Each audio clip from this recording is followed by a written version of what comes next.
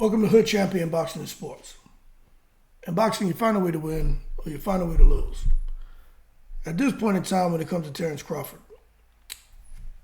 he should just retire. I'm going to be honest with you. I think if Terence Crawford really ends up having to fight this guy, Josh Kelly, right? I think Crawford should just retire. I'm going to be honest with you. Terence Crawford has, a lot of aspirations to continue climbing that ladder of success when it comes to boxing. But he's not necessarily looking to just, solely win more titles in another division. He's cool with winning the titles, but he also wants to make the money. How can you keep somebody motivated if they're not getting the things that they're asking for? Terence Crawford, in my opinion, he's not being unreasonable with his, I would say, not even a demand, but just his pleading with the boxing community. Just let him get a couple very high-profile fights. Since the boxing community, these are the same people who've hoisted him up on their shoulders and have pushed him up to all the casual fans and everyone who watches boxing on an international scale to say, hey, this is our number one pound-for-pound guy when it comes to boxing. Now, if you're going to do all of that for a guy like Crawford, why in the world won't people come out and get behind this guy to ensure he can get the kind of payday against not just a gimme opponent, against a high-profile opponent, to give us the entertainment that he's always given us? That's my question.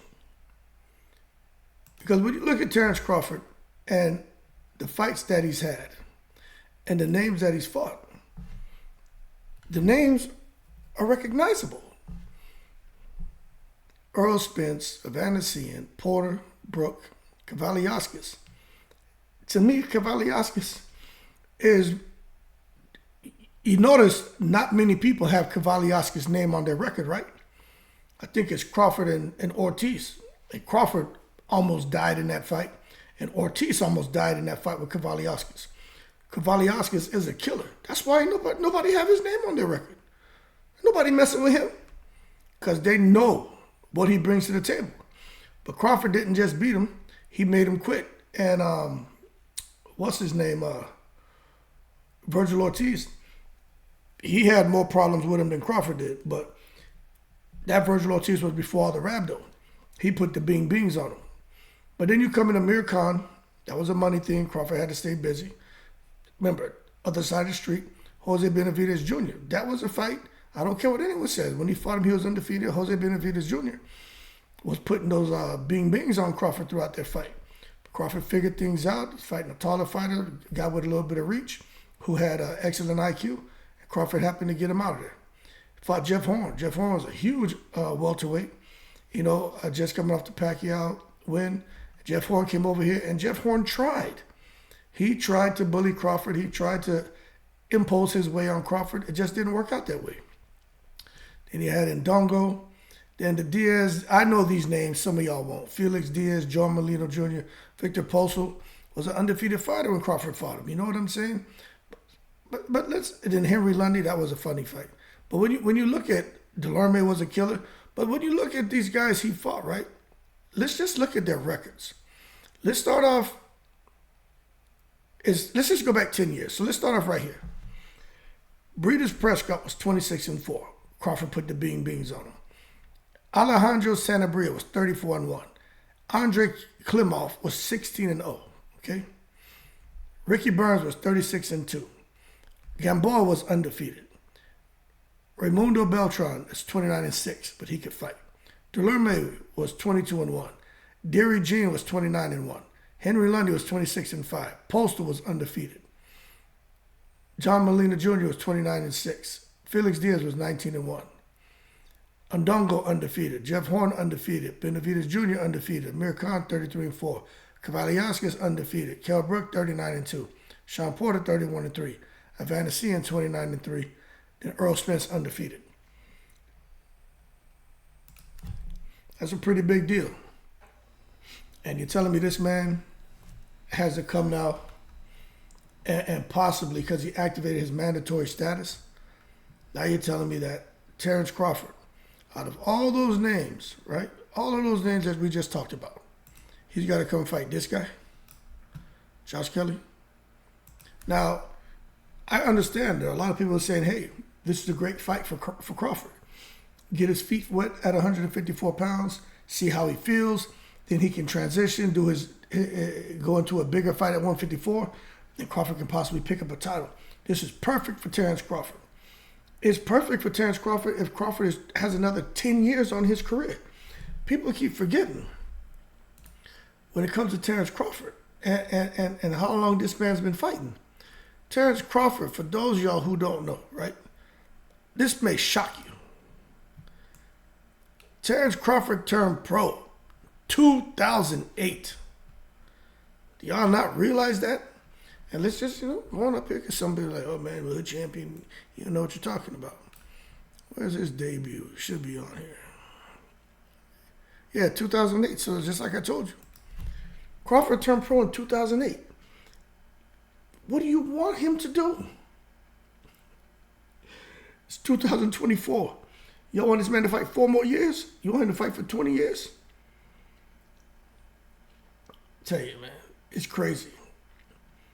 I just think if they're going to put him in with that guy, Josh Kelly, he picks up a title, but this isn't what Crawford wants. So my thing is, now we know what the secret society is doing, and it looks like they're trying to cater to Terence Crawford. But I personally feel we may see Crawford turn the fight down. He activated his status, right? Crawford may turn the fight down. You sit back and watch and see. Crawford may not take it. I don't know what kind of money's going to be on the table. Because if they offered Crawford, if it's for like $8-9 million, right? How can he go into his next fight, especially if he happens to get a big name, piques their interest, and they're like, yeah, we want him. But we're only going to give him maybe $12 million because he just made $8 million, so we'll give you $4 million on top. That could hurt his bargaining power. What I'm telling you is a reality. Like this isn't something that I'm just, making up. This if Crawford was to fight someone who's working with someone like, let's say, Eddie Hearn, that's the first thing he's going to do. Okay, your last 3 fights. And say, okay, you made a lot of money with Earl Spence. Whatever you made before that fight, that's what you made of Evanesian. Now with this fight here, this is what you made. Okay, we'll give you a few more million above what you made in your last fight. Crawford's going to come back and they'll negotiate. Eddie Hearn will say, okay, in your last 3 fights, this is the average. This would be your average pay, a fight purse. And then from there, Eddie Hearn will start to put the pressure. The bottom line is, I'm not saying Hearn is wrong. I'm not saying Crawford's wrong. I'm saying it's a headache. It's a headache. One that Crawford doesn't want and doesn't need. But he needs to be active. So, we'll see what he does. But in my opinion, I think Crawford's going to, like I said, I think he's going to do what he wants. But to me, I just think it's at a point if you're not happy with what you're doing and you have money, you're comfortable, you know what I'm saying? There's no fire that can blaze up that you can't out with your money. Then go on, man, and do something different. Crawford, to me, don't have nothing else to prove. But the problem is he still got that hunger in him. He still got that desire in him. And to me, he should fight until he gets that out. But I just feel it's like he's taking a step forward and take 10 steps back. 5 steps forward, 15 steps back. And it's not because he's wanting to move backwards. It's because he's not getting what he wants. It's like playing them adventure video games and shit. And you get to a stage and so you ever play Super Mario Brothers? And you get to like that stage where you're trying to fight the boss stage, and they got you going through these mazes, and you go up and bonk, bonk, wrong. You went the wrong way. You got to come back and go again, bonk, bonk, till you finally figure it. Okay, this is the path I need to go.